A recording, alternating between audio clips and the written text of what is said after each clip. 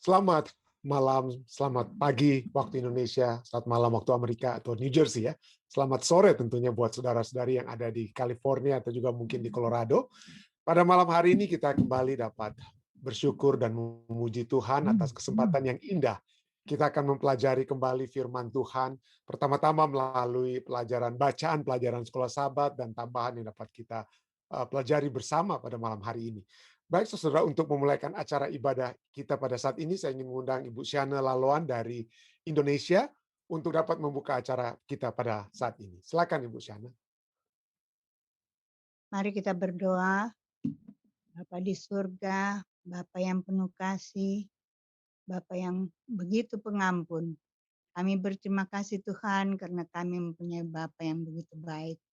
Kami berterima kasih pula ya Tuhan atas berkat dan pimpinan Tuhan sehingga pagi ini lagi ya Tuhan atau malam di Amerika kami dapat memuji muliakan nama-Mu, dapat mendengarkan firman-Mu dengan kami mengharapkan Tuhan mengirimkan Roh-Mu yang kudus untuk menguasai hati pikiran kami, agar apa yang akan dibawakan oleh Pendeta Stephen Rantung itu dapat berguna bagi kehidupan kami. Tuhan di surga, kami mohon juga ya Tuhan, Engkau memberikan Roh-Mu yang kudus bagi Pak Pendeta, agar apa yang dibawakan nanti kami benar-benar dapat mengerti dan kami dapat menerapkan dalam kehidupan kami. Terima kasih Tuhan atas segala berkat dan pimpinan Tuhan bagi kami. Kami mau serahkan hidup kami ke dalam tangan-Mu. Dalam nama Yesus kami berdoa dan mengucap syukur. Amin. Terima kasih banyak Ibu Syana yang sudah berdoa untuk doa buka kita pada saat ini. Baik, saudara, seperti biasa kita akan kembali mempelajari dengan pertama-tama membaca. Kita akan membaca pelajaran sekolah sahabat kita dan kemudian kita akan masuk kepada bagian tambahan sesudah itu. Pada minggu ini kita membahas tentang apa yang telah terjadi. Kenapa? Jadi pada saat ini sepanjang satu triwulan ini kita akan membahas tentang perjanjian. Kenapa Tuhan harus membuat perjanjian dengan umat-umatnya? Dan ini terjadi oleh sebab apa ya? Oleh sebab ada satu kerenggangan, oleh sebab adanya pembatas yang telah memisahkan manusia yang berdosa dengan Allah, yang Allah kita. Jadi ini pada minggu ini kita membahas tentang apa yang telah terjadi. Dan pada saat ini hari Kamis tanggal 1 April ya, tanggal 1 April ini kita akan membahas tentang apa yang telah merusak hubungan antara Allah dan umatnya. Apa yang merusak hubungan itu ya. Baik, saudara, mari kita baca pelajaran kita pada saat ini, pelajaran sekolah sahabat yang ditulis oleh Gerhard Hassel ya. Mari kita lihat. Kita cenderung percaya kepada orang yang kita kenal dan secara insting kita tidak percaya, secara dengan kata agak langsung kita tidak percaya kepada mereka yang tidak kita kenal. Dan kita lihat secara alamiah Hawa tidak percaya setan secara alamiah. Lebih jauh, setiap serangan yang setan bawakan langsung kepada Allah telah membuat Hawa membela Allah. Setan langsung pada saat setan bertemu, setan katakan, bukankah Allah menyatakan Allah telah berfirman, semua pohon tidak boleh kamu makan, hanya yang apa? Yang ini yang boleh kamu makan. Oh, itu salah dengan kata lain ya. Hawa katakan, oh tidak. Allah tidak bilang seperti itu ya. Jadi dia membela Allah pada bulannya ya. Jadi telah membuatnya Hawa membela. Maka langkah-langkah apa yang kemudian dilakukan setan untuk mengatasi sifat pertahanan Hawa yang membela Allah? Nah, mari kita lihat ceritanya dalam Kejadian 3 ayat 1 sampai 6. Tadi malam Om Pendeta Rain sudah bahas sedikit atau menyinggung sedikit ya tentang perubahan apa yang dikatakan Allah, lalu kemudian setan katakan, lalu kemudian apa juga yang Hawa telah Allah katakan. Mari kita lihat ya. Adapun ular, Kejadian 3 ayat 1. Adapun ular ialah yang paling cerdik dari segala binatang di darat yang dijadikan oleh Tuhan Allah. Ular itu berkata kepada perempuan itu, tentulah Allah berfirman. Wah, hebat sekali dia. Dia menyatakan apa ya? Ini satu kebenaran. Ini yang Allah katakan. Walaupun itu bukan yang Allah katakan. Nah, saya pernah bahas waktu lalu ya, berkali-kali, mungkin 2-3 kali saya bahas tentang post-truth. Ya, pasca kebenaran. Jadi ada satu kebenaran yang nyata, tetapi untuk melawan satu kebenaran yang nyata, Anda buat kebenaran tandingan yang bukan berdasarkan fakta. Tetapi kebenaran tandingan itu Anda buat itu telah membuat orang lebih kena secara emosional, membuat orang kena secara feeling mereka. Dan orang yang kena secara feeling, walaupun itu bukan kebenaran, walaupun itu bukan fakta, tapi kalau itu dikemukakan, maka Anda akan apa? Merasa bimbang dan bingung, dan Anda akan memilih yang bukan kebenaran ini oleh sebab itu kena di perasaan Anda, sehingga kebenaran yang sejati, kebenaran yang sesungguhnya itu hilang. Ya, Anda tidak percaya. Yang kebenaran sesungguhnya mungkin Anda katakan itu sebagai fake news, ya. Oleh sebab ada satu kebenaran yang Anda ingin yakini, oleh sebab itu kena di hati, emosi dan hal-hal lainnya. Jadi itulah yang setan sudah buat sejak semula.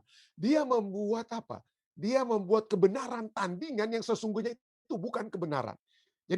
Jadi fake news yang pertama itu adalah setan itu sendiri, ya. Yang katakan apa? Tentulah Allah berfirman, semua pohon dalam taman ini jangan kamu makan buahnya, bukan? Lalu jawab perempuan itu kepada ular, oh enggak, buah pohon-pohonan dalam taman ini boleh kami makan. Tetapi tentang buah pohon yang ada di tengah-tengah taman, Allah berfirman, jangan kamu makan. Ya, itu betul, itu betul. Allah bilang jangan kamu makan. Tapi kemudian kebimbangan Hawa mulai muncul. Ya, apa dikatakan? Ataupun raba, dia tambah. Ataupun raba buah itu, nanti kamu mati. Katanya Hawa, nanti kamu mati. Allah katakan bukan kamu akan mati atau nanti kamu mati. Allah katakan kamu pasti mati. Kamu pasti mati. Tapi udah mulai berubah ya, dirubah oleh Hawa ya. Tetapi ular itu berkata kepada perempuan itu, wah ini lebih hebat lagi. Sekali-kali kamu tidak akan mati. Wah, dia kemudian apa? Memang dia kejar terus, dia tolak, dia buat saingan terhadap apa yang Allah katakan. Sekali-kali kamu tidak akan mati. Tetapi Allah mengetahui bahwa pada waktu kamu memakannya, matamu akan terbuka dan kamu akan menjadi seperti Allah. Wah, tawaran yang begitu hebat ya. Untuk menjadi seperti Allah. Kita adalah yang menguasai diri kita. Tidak perlu lagi ada orang yang mau kasih tahu, tapi kita yang mengetahui segala sesuatunya dan memberitahu diri kita sendiri apa yang patut untuk kita ketahui dan kita lakukan. Manusia menjadi Allah bagi dirinya sendiri, dan itu menjadi satu apa? Satu tawaran yang sangat-sangat menarik bagi Hawa. Yaitu dia apa? Kamu akan menjadi seperti Allah, tahu tentang yang baik dan yang jahat. Ayat 6 katakan, lalu perempuan itu melihat. Waduh, apakah dia tidak melihat sebelumnya? Dia sudah lihat. Tapi sekarang dia melihat apa? Dia melihat sesuatu yang ingin dia lihat. Tadinya dia lihat itu berdasarkan apa yang Allah ingin agar dia apa? Yakini. Tetapi sekarang dia seakan-akan melihat bagi dirinya sendiri. Memilih bagi dirinya sendiri. Perempuan itu kemudian melihat bahwa buah pohon itu baik untuk dimakan. Ya, baik, jadi dari hatinya sendiri. Ya baik untuk bukan lagi berdasarkan firman Tuhan, tapi inilah ya firman Tuhan katakan ada jalan yang disangka orang lurus, tetapi ujungnya menuju apa? Maut ya. Perempuan itu melihat bahwa buah pohon itu baik untuk dimakan dan sedap kelihatannya, yang sedap-sedap itu yang dilihat oleh manusia setelah itu ya. Setelah menerima tawaran setan ya. Sedap kelihatannya, lagi pula pohon itu menarik hati karena memberi pengertian. Lalu ia mengambil dari buahnya dan dimakannya dan diberikannya juga kepada suaminya yang bersama-sama dengan dia, dan suaminya pun memakannya. SJ Bible Commentary katakan apa? Sebagaimana menyedihkan dan lengkapnya pelanggaran Hawa, begitulah pelanggaran Hawa, begitulah potensi kesengsaraan bagi keluarga umat manusia. Pilihan Hawa tidaklah mesti melibatkan seluruh manusia dalam hukuman atas pelanggaran. Jadi seharusnya mungkin kalau saja itu Hawa saja pilih dan tidak dimakan oleh Adam, itu tidak semua, dengan kata lain ya. Pilihan Hawa tidaklah mesti melibatkan seluruh manusia dalam hukuman atas pelanggarannya. Adalah pilihan sadar Adam dalam pemahaman penuh atas perintah Allah yang tegas.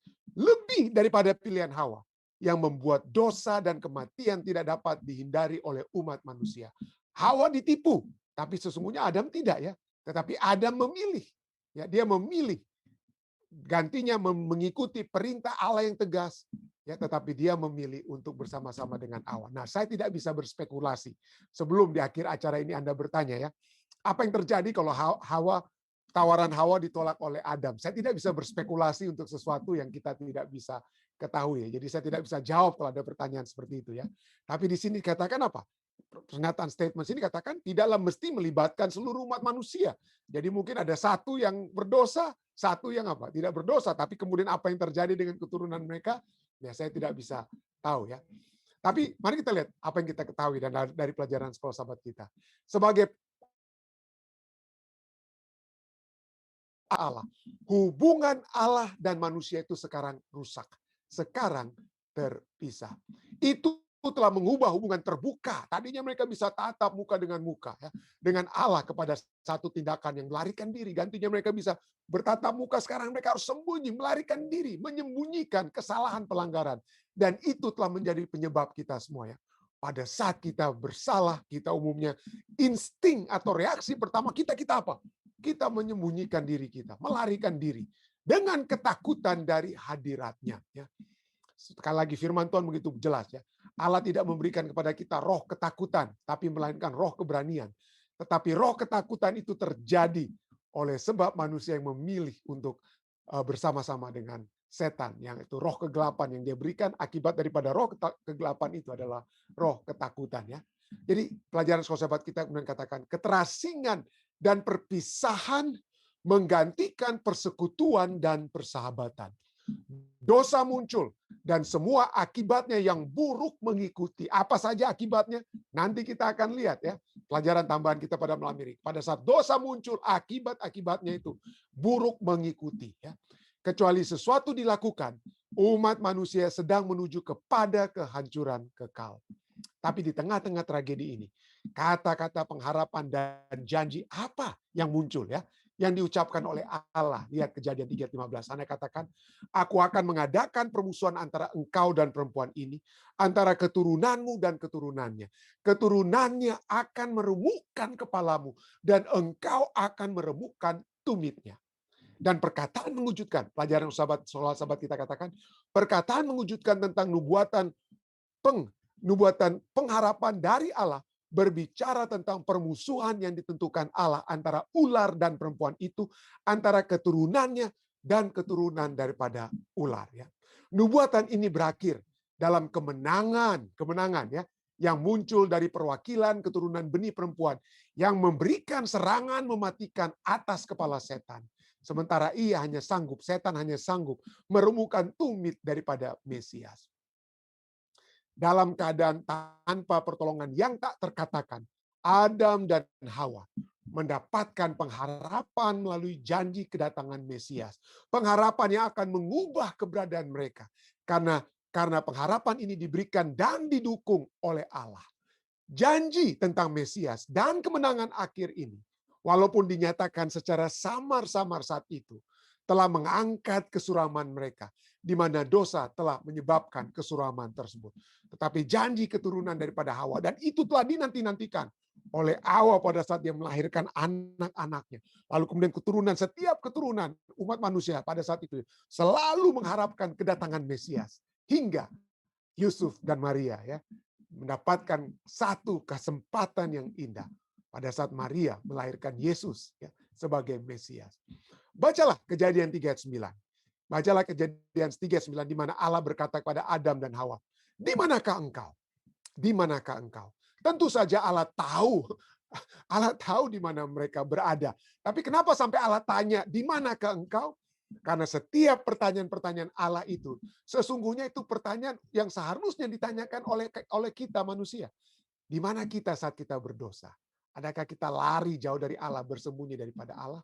Yang kedua, apakah kita mengetahui dosa kita? Jadi pada saat Allah bertanya, di manakah engkau? Tahukah kita, sadarkah kita akan dosa-dosa kita yang telah memisahkan kita dari Allah? Jadi pada saat Allah bertanya, di manakah engkau? Allah sedang mencari tahu apakah kita sadar kalau kita sudah hilang. Apakah kita sadar kalau kita sudah jauh dari Allah. Ya. Jadi Allah tahu di mana mereka berada. Perkataan Allah gantinya berisi penghukuman telah menarik kembali manusia yang ditunggangi rasa bersalah kepada Allah. Singkatnya, kata-kata yang pertama kepada manusia yang telah jatuh diucapkan dengan pengharapan pada kasih karunia dan kebaikannya, kebaikan Allah. Dalam cara apakah kita dapati bahwa hingga sekarang Allah sementara berusaha memanggil kita mendapatkan kasih karunia dan kebaikannya, Allah selalu mengetuk hati kita ya. Allah selalu mengetuk hati kita. Dia tahu ya, dia tahu perasaan bersalah. Bagaimana? Kenapa? Kenapa Allah sedang berusaha memanggil kita? Kenapa? Karena selagi kita masih merasa bersalah, selagi kita masih merasa malu atas dosa-dosa kita, disitulah perasaan itulah adalah satu perasaan yang Roh Kudus selalu katakan pada kita. Kita telah berdosa, kita telah jauh, kembali kepada Allah. Kalau saja pada saat ini kita merasa, oh kita sudah hebat, kita sudah tidak merasa bersalah, ya, kita tidak merasa berdosa dan lain sebagainya. Oh kita sudah sempurna, ya, kita tidak ada lagi dosa. Saya pikir itu adalah satu tanda bahwa kita sedang apa ya, sudah sesungguhnya jauh dari Allah. Tetapi pada saat kita masih merasa bahwa Tuhan, saya tidak layak, ya saya memiliki ketelanjangan jiwa. Ya, saya memiliki beban dosa.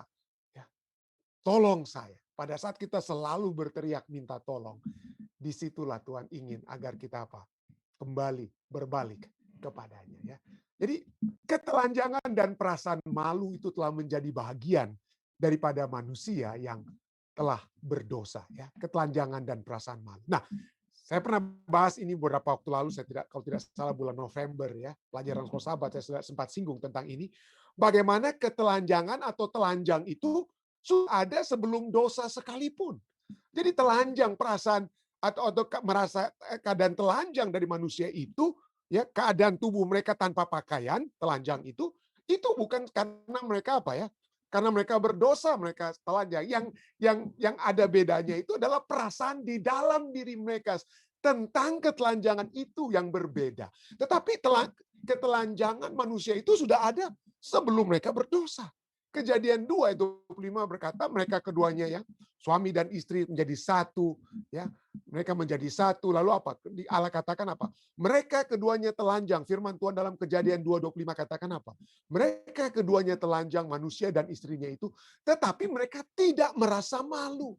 Jadi perasaan malu itu bukan bagian dari apa?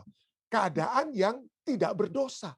Perasaan malu itu adalah bagian dari manusia yang apa? Manusia yang berdosa. Nah, mungkin Anda katakan, oh pendeta, nanti kalau begitu ya, kita hidup sajalah seperti orang-orang di Eropa. Ada komunitas nudis yang mereka aja telanjang-telanjang saja mereka. Saya tidak menganjurkan atau mengajarkan kita seperti itu ya. Kenapa? Karena kita masih dalam keadaan berdosa. Ada masalah. Kalau Anda mau pikir-pikir karena sebelum berdosa saja ada orang-orang telanjang, ya kenapa kita tidak jadikan komunitas kita itu telanjang semua? Ada agama-agama Kristen sekalipun yang menganjurkan ya kita telanjang semua. Ya, Children of God kita pernah dengar agama yang seperti begitu. Tetapi kita tidak boleh Kenapa? Karena masalah dosa itu bukan dari apakah kita pakai pakaian atau tidak pakai pakaian. Nanti kita akan lihat. Kenapa saat ini sebelum dosa berhilang dari dunia ini, jangan kita join dengan apa? Join dengan nudist community, komunitas ataupun agama yang menganjurkan kita untuk telanjang saja dalam satu komunitas tersebut. Ya, tidak. Kenapa? Karena masih ada masalah dosa. Apa masalah dosa? Ini kita akan lihat ya.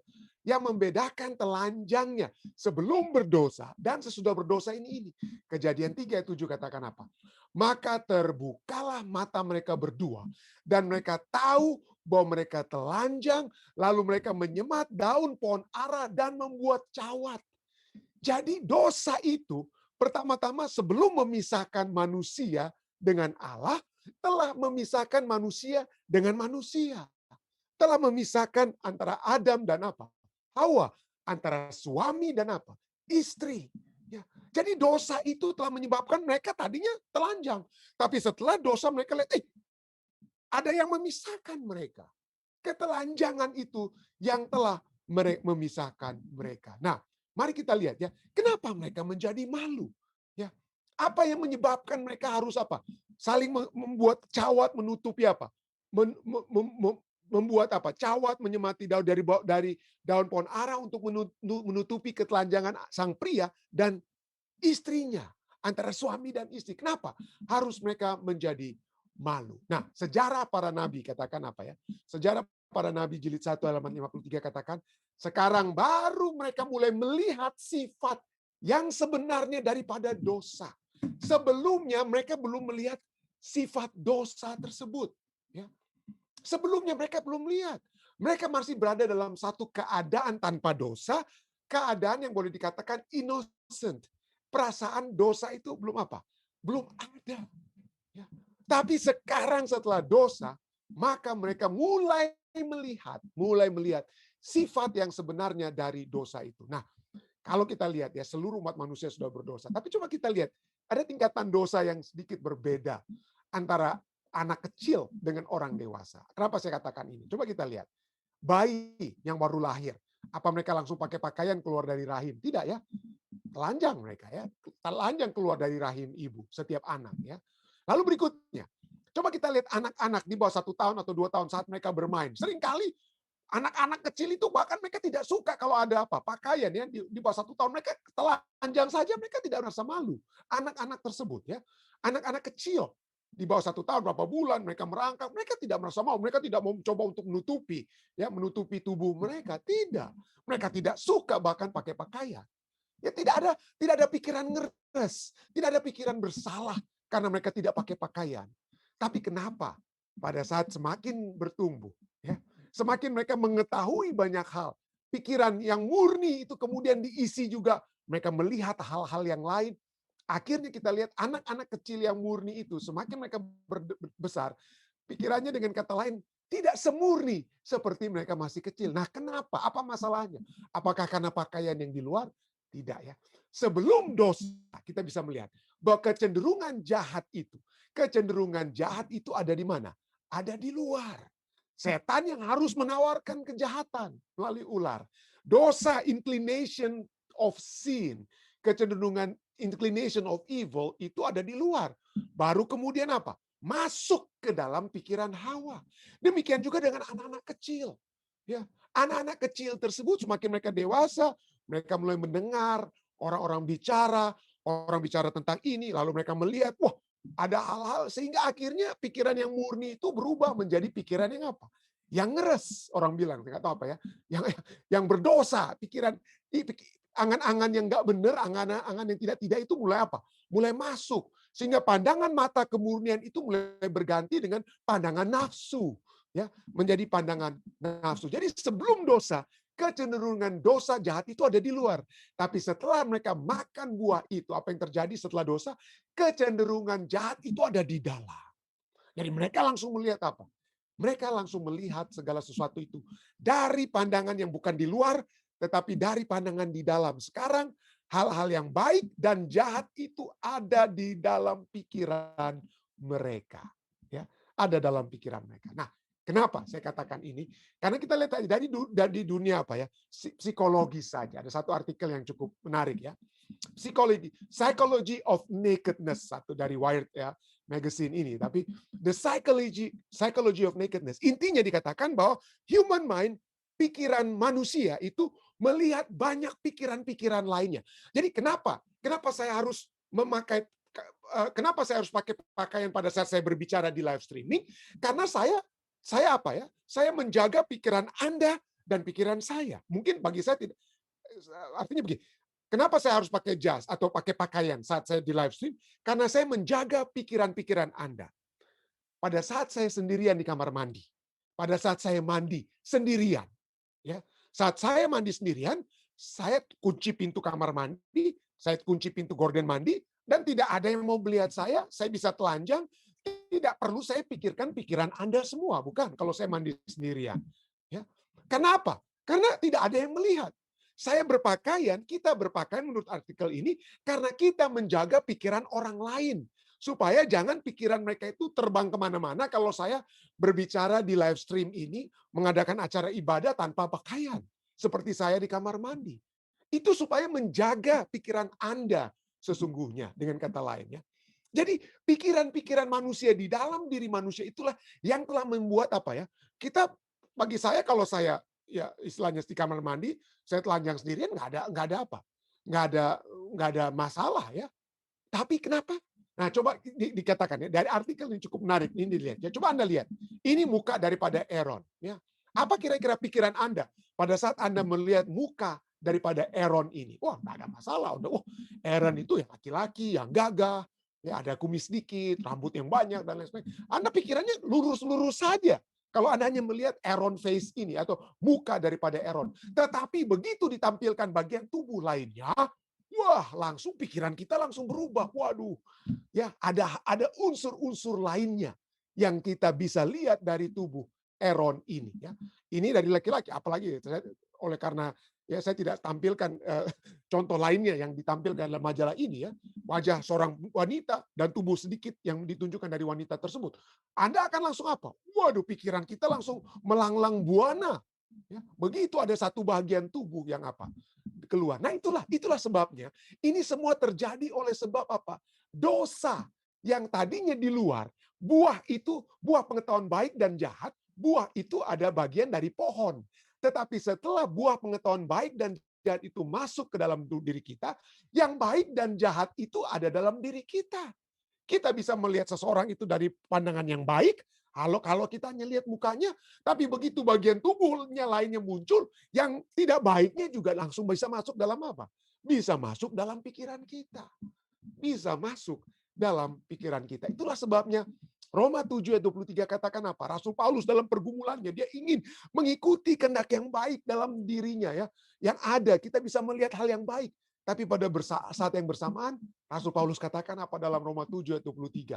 Tetapi di dalam anggota-anggota tubuhku, aku melihat hukum lain yang berjuang melawan hukum akal budiku dan membuat aku menjadi tawanan hukum dosa yang ada di dalam anggota tubuhku. Pikiran-pikiran kita jadi ngeres, ya. Pikiran-pikiran kita jadi ngeres, orang bilang ya.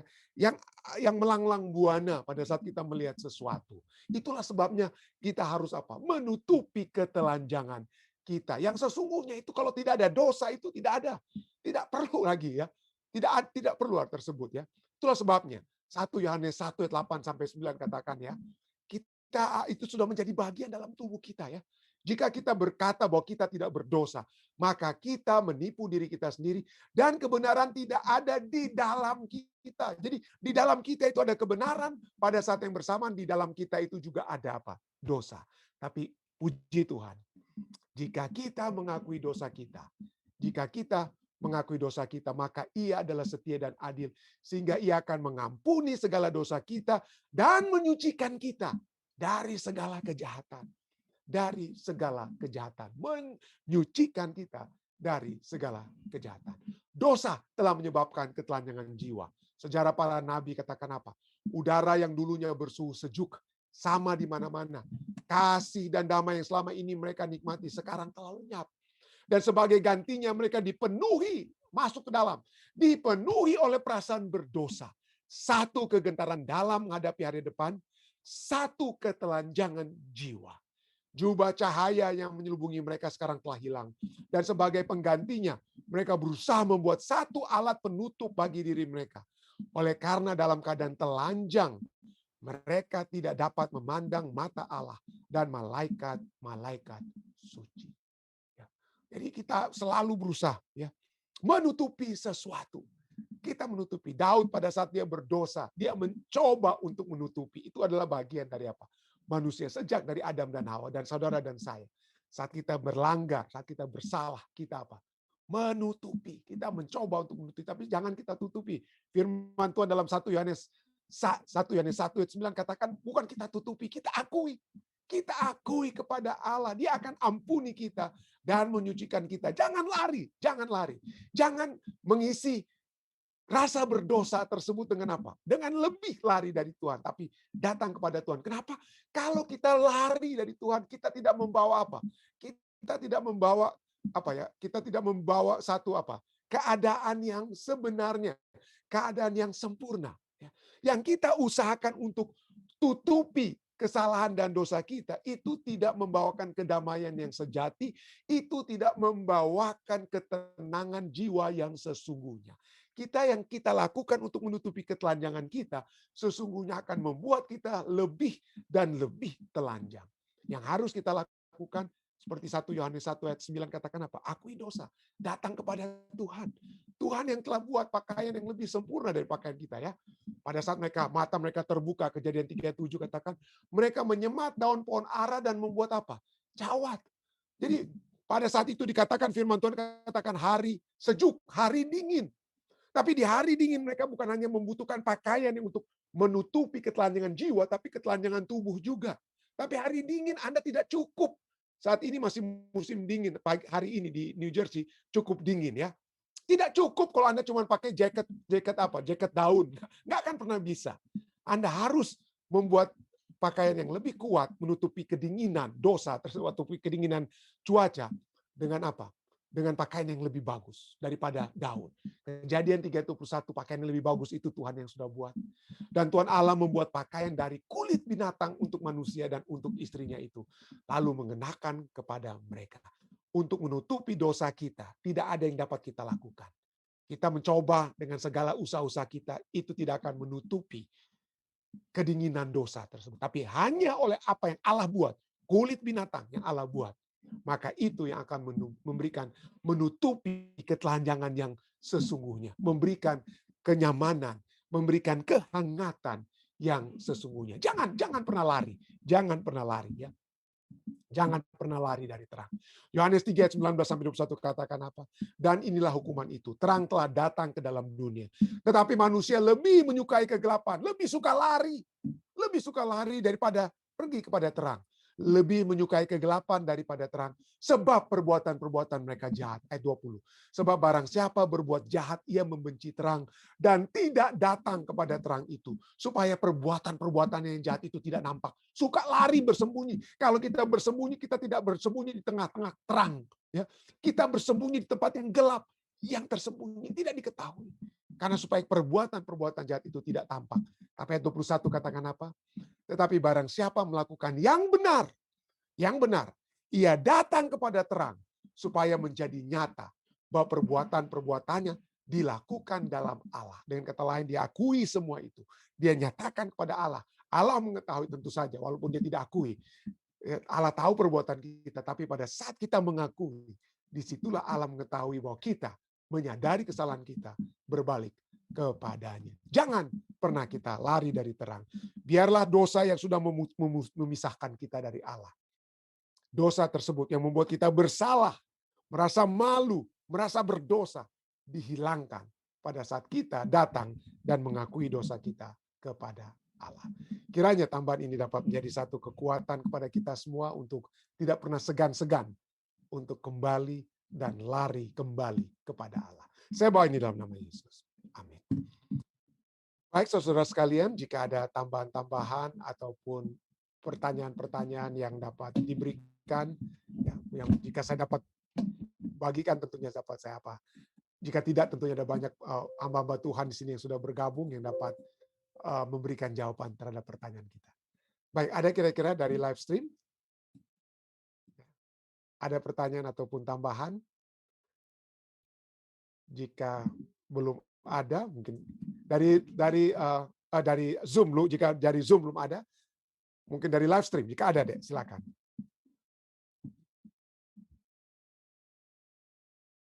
Oke, kita kembali. Jika ada Om Rain ataupun orang tua saya, jika ada tambahan, silakan.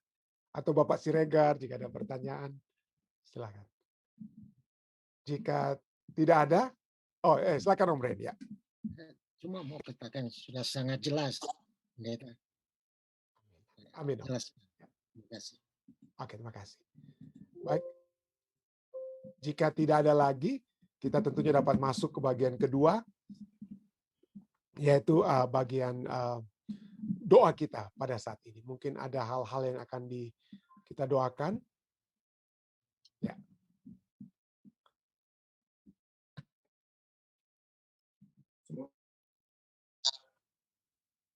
Oh, oke, silakan.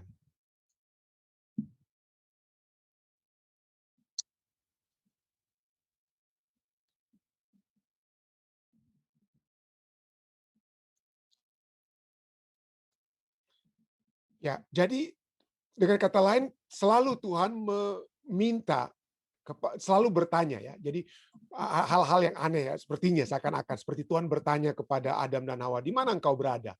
Ya. Di mana engkau berada? Atau Yesus yang bertanya kepada orang buta atau orang-orang yang sakit, "What do you want me to do for you?" Jadi apa yang engkau hendak aku lakukan kepadamu? Walaupun Yesus mungkin sudah tahu-tahu, ini orang buta ini minta untuk apa? Untuk dapat melihat. Jadi dengan kata lain, dosa itu dari dalam. Jadi pada saat kita menyadari ketelanjangan kita menyadari dosa kita, dan pada saat kita menyadari ketelanjangan dan dosa kita akan apa? Kita melihat kekurang mampu atau hal-hal kurangnya atau ketidakmampuan kita. Kita akan melihat ketidakmampuan kita untuk mengatasi masalah kita. Seperti orang pada saat Yesus bertanya kepada orang yang misalnya lumpuh dan lain sebagainya, mereka akan katakan kita sudah bertahun-tahun kita sudah berusaha, tapi Yesus anak Daud, tolonglah kami. Dengan kata lain pada saat kita berteriak seperti itu adalah teriakan keputusasaan. Teriakan di mana kita menyadari kita tidak mampu dan yang hanya dapat memampukan kita, memberikan kelepasan, kesembuhan, kekuatan kepada kita adalah kekuatan yang ada di luar kita. Tetapi kalau kita menjadi tidak memiliki atau tidak berteriak seperti orang-orang yang berteriak kepada Yesus, maka mungkin kita menjadi orang-orang yang merasa seperti pemimpin-pemimpin agama di zaman Yesus, orang Farisi. Mereka merasa mereka sudah tahu semuanya. Mereka merasa mereka lah yang perlu memberitahukan segala sesuatu kepada orang lain. Gantinya mereka apa?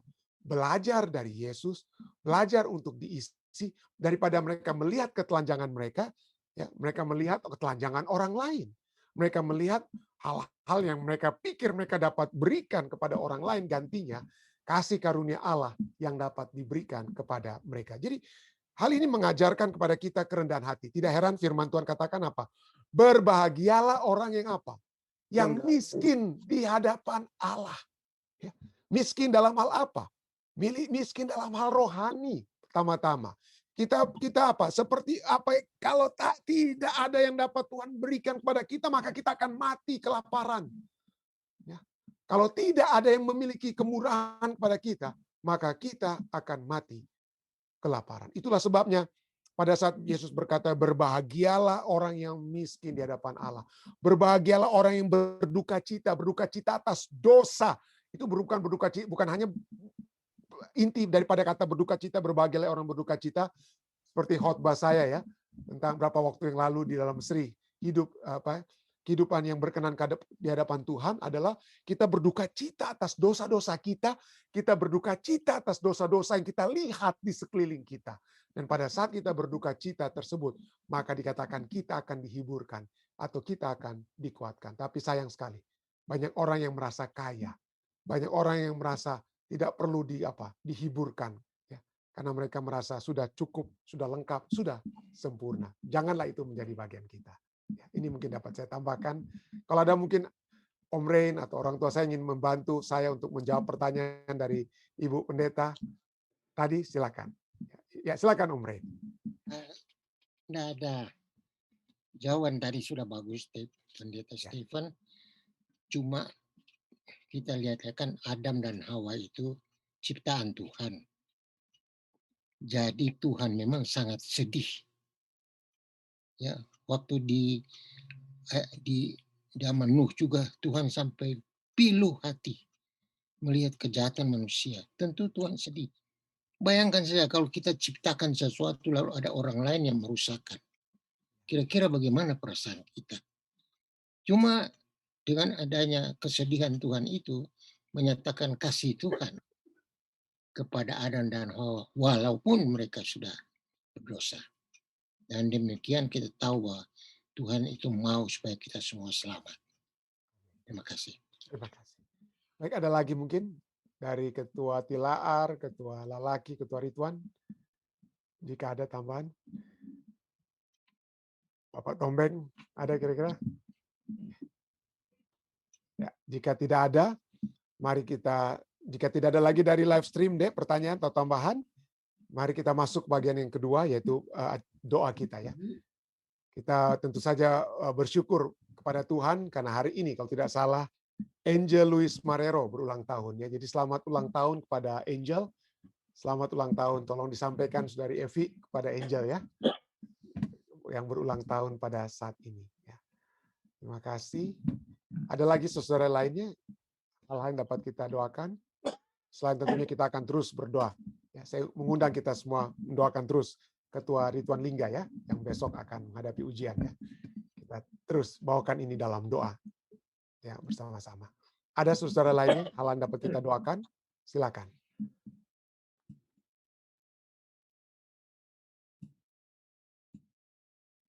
Jika tidak ada melalui Zoom, dari live stream deh, silakan. Ada permintaan doa dari Ferry Makpal, pendeta, katanya tolong doakan. Pendeta Makpal. Ya.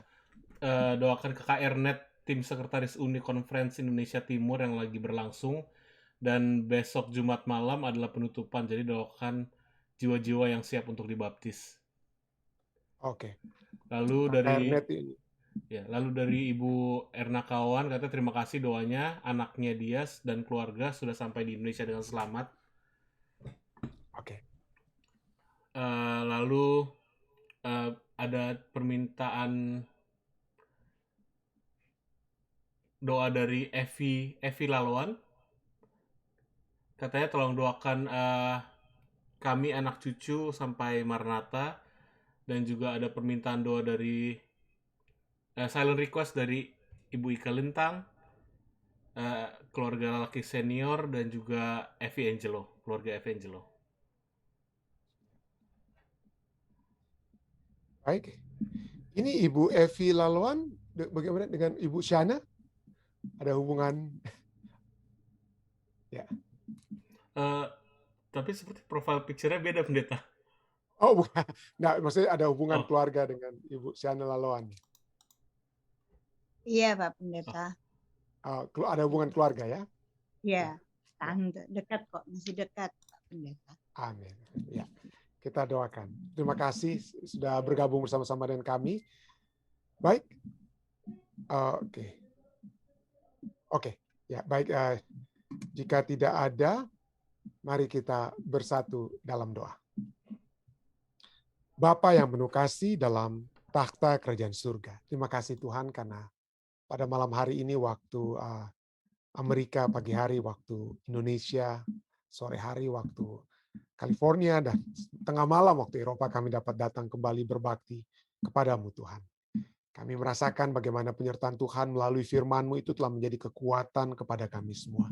Walaupun ada hubungan dirusakkan yang kami bisa lihat dari hubungan antara Adam dan Hawa dan juga Adam dan Hawa dengan Engkau. Tetapi Engkau yang selalu mengambil inisiatif. Engkaulah yang pertama-tama mencari mereka walaupun mereka bersembunyi. Seringkali kami pada saat kami melakukan dosa, kami mendapatkan seringkali merasakan bahwa seakan-akan Engkau lari daripada kami, tetapi sesungguhnya Tuhan kamilah yang lari dari Engkau. Dan kami berterima kasih Tuhan pada malam hari ini. Pada saat ini Tuhan kami dapat melihat bagaimana Engkau tidak pernah lari daripada kami. Kami yang lari daripada Engkau. Dan Engkau selalu memberikan satu kerinduan agar kami dapat berbalik kepadamu. Engkau bahkan memberikan semua sarana prasarana yang diperlukan agar supaya kami dapat kembali kepadamu. Yesus Kristus bahkan yang mati agar kami dapat kembali bersama-sama dengan Engkau untuk kehidupan kekal bersama-sama dengan Engkau Tuhan. Terima kasih Tuhan. Kami berdoa kiranya hubungan kami dengan Engkau akan selalu terjalin. Pada saat kami selalu mendekatkan diri kami kepadamu. Pada saat firman-Mu itu menjadi selalu kekuatan yang akan menuntun kehidupan kami hingga kami tiba ke dalam kerajaan-Mu. Kami bersyukur Tuhan pada saat ini. Kami bersyukur bersama-sama dengan keluarga Ibu Erna Kawan yang bersyukur oleh sebab anak-anak dan keluarga cucunya telah kembali ke Indonesia dengan selamat. Kami juga terus berdoa kiranya Tuhan akan terus menuntun keluarga daripada Ibu Erna, khususnya Saudara Joni, kawan di Indonesia untuk dapat memperoleh kekuatan yang pasti dari surga. Kami juga berdoa bersama-sama dengan Ibu Evi Laluan yang mendoakan anak-anak dan cucunya Tuhan. Sertailah mereka. Sertailah biarlah damai surga, kekuatan, penyertaan surga yang dialami, yang dirasakan oleh Ibu Evi Laluan itu dapat juga menjadi bahagian anak-anak dan cucu mereka. Pada saat mereka juga dekat dan memperoleh kekuatan dari firman-Mu. Hamba-Mu juga Tuhan berdoa bagi Ibu Ice Erna yang kembali mendoakan anaknya, Saudara Ronald Walean Tuhan. Kiranya penyertaan surga akan menjadi bagian Ronald.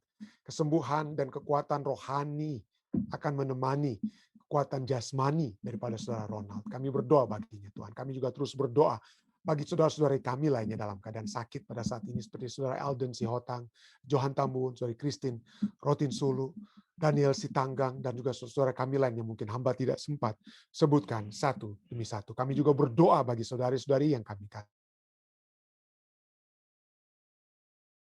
Tuhan, kiranya jamahan surga dapat selalu menjadi bagian. Saudari Christine Rotin Sulu juga Tuhan akan selalu sertai, berikan selalu kekuatan kepadanya. Kami juga berdoa bagi permohonan-permohonan pribadi umat-umat Tuhan yang sudah membawakan, bermohon, kiranya permohonan mereka itu dapat Engkau dengar, dapat Engkau jawab, dan dapat menjadi satu kesukaan bagi Saudari Ike Lintang, bagi Om Yan dan Tante Sin Lalaki Tuhan, bagi Evi dan Angel Luis Marrero Tuhan. Kiranya Tuhan mendengarkan setiap pergumulan dan permohonan-permohonan mereka, dan Tuhan akan memberikan jawaban sesuai dengan kehendak-Mu. Kami juga berdoa bagi keluarga-keluarga kami di mana-mana. Hamba-Mu ingin berdoa bagi keluarga-keluarga hamba-Mu yang ada di Indonesia, di Philippines, di Amerika Serikat ini, bagi papi dan mami, bagi mamang yang ada di Bacolod, kiranya Tuhan akan selalu menyertai mereka. Hamba-Mu juga ingin berdoa bagi Om Pendeta Rain, Sauli dan Tante Evelyn, dan semua anak-anak dan cucu-cucu mereka.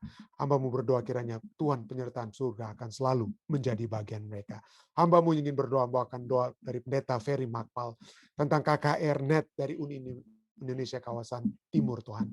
Kiranya Tuhan akan menyertai semua yang sedang dalam pergumulan, memberikan kekuatan kepada mereka untuk mengambil keputusan, sehingga jiwa-jiwa ini akan disediakan juga untuk masuk ke dalam kerajaan-Mu. Dan secara khusus hamba-Mu ingin berdoa bagi Pendeta Ferry Makpal dan keluarganya. Tuhan memberkati mereka dalam pelayanan mereka. Kiranya kasih Kristus akan selalu terpancar dalam pelayanan yang mereka lakukan Tuhan. Dalam segala kegiatan aktivitas mereka di daerah Nusa Utara Tuhan, kiranya Tuhan akan selalu menyertai pendeta dan ibu pendeta ini Tuhan. Penyertaan surga tentunya akan selalu menjadi bagian mereka. Hamba-Mu secara khusus juga ingin berdoa bagi Ketua Jemaat Fisda, Ketua Rituan Lingga, yang besok akan menghadapi ujian Tuhan. Kami berdoa jika kami dapat bermohon. Kami bermohon kesuksesan dari surga Tuhan. Kesuksesan dari surga dapat menjadi bagiannya. Bukan untuk satu hal yang akan memuliakan ketua kami ini Tuhan. Tetapi ini dapat digunakan, kami dapat bersuka cita bersama-sama. Melihat jalan Tuhan yang terbaik yang dapat terjadi dalam kehidupannya. Kesuksesan dalam kelulusan dalam ujian ini. Kiranya itu jika Tuhan berkehendak tentunya tidak ada yang mustahil. Segala sesuatu yang ia sudah pelajari, review yang dia sudah lakukan, tentunya akan memberikan satu keyakinan dan ditambah dengan hikmat akal budi yang surga berikan. Tentunya dia akan mengisi setiap soal yang akan ditanyakan dengan baik. Dan dengan demikian Tuhan kami akan memuji dan membesarkan nama-Mu. Tapi kami serahkan dia Tuhan ke dalam tangan kasih-Mu. Dan kiranya kami akan selalu bersuka cita di dalam Tuhan. Pada malam hari ini juga Tuhan hamba-Mu secara khusus ingin berdoa bagi ketua di Jemaat Fisda, ketua 1 Jemaat Fisda, ketua Yohanes Tilaar dalam segala sesuatu yang dia lakukan dalam kehidupannya, pekerjaan yang dilakukan sebagai kepala rumah tangga, sebagai pemimpin di jemaat kami. Tuhan biarlah hikmat akal budi dari surga akan terus menyertai dia Tuhan. Menyertai dia dalam segala sesuatu yang dilakukan. Menyertai juga Ibu Ketua Olga Tilaar Mandagi Tuhan sebagai ibu rumah tangga. Kiranya dia akan menjadi penopang yang utuh, tiang yang utuh bagi keluarganya. Tuhan memberkati keluarga ini dengan berkat-berkat yang berlimpah dari surga. Berkat jasmani maupun berkat rohani. Dan dengan berkat-berkat itu mereka juga akan salurkan kepada orang-orang lain. Hamba-Mu juga ingin berdoa bagi saudara Teddy Karamoy di Jemaat Fisda. Kami berdoa Tuhan akan memberikan selalu kesehatan, kekuatan surga yang akan selalu menjadi bahagiannya. Ia akan memperoleh kekuatan tersebut untuk mendapatkan berkat-berkat badani dan juga tentu juga berkat-berkat rohani yang dapat menjadi bagian saudara Teddy. Tuhan akan menyertai dia dan keluarganya di mana saja mereka berada. Dan biarlah kedekatan dengan Tuhan ini akan menjadi satu sukacita yang akan selalu dialami oleh saudara Teddy Karamoy dan akan kami juga semua alami. Terima kasih Tuhan. Kami percaya mungkin begitu banyak lagi permohonan-permohonan lainnya yang umat-umat Tuhan di Zoom maupun di live stream akan bawakan. Tapi kami percaya saat ini Tuhan sudah mendengarnya. Dan Tuhan akan menyertai seluruh umat-umat Tuhan yang mendengarkan firman ini. Kiranya berkat surga akan mengiringi setiap kehidupan kami yang bersama-sama pada saat ini. Hingga kami tiba dalam kerajaan-Mu. Itulah doa dan permohonan kami Tuhan yang hamba bawa. Di dalam nama Yesus Kristus yang adalah Tuhan dan Juru Selamat kami. Amin. Sekali lagi terima kasih saudara sekalian yang sudah bersama-sama di acara ibadah malam Jemaat Fisdak. Jangan lupa selain acara ibadah malam, setiap pagi juga ada bacaan penunggu pagi yang dibacakan oleh Ketua Angli Lalaki yang disiarkan juga dari melalui Facebook Jemaat Fisdak ini. Anda dapat ikut tangga yang dibawakan oleh saudari Jini Nainggolan Sains Solar. Juga kami berharap saudara-saudara juga dapat memperoleh berkat pada saat kita mendengarkan renungan-renungan tersebut yang dibawakan, yang disiarkan dari media ministry, Fisdak Media Ministry. Kiranya Tuhan memberikan berkat yang terus berlimpah kepada kita semua dan selalu ikuti protokol kesehatan yang selalu dapat kita ikuti, sehingga kesehatan itu akan selalu menjadi bagian kita hingga Maranatha. Inilah doa saya. Stay safe, stay healthy. Tuhan memberkati kita semua.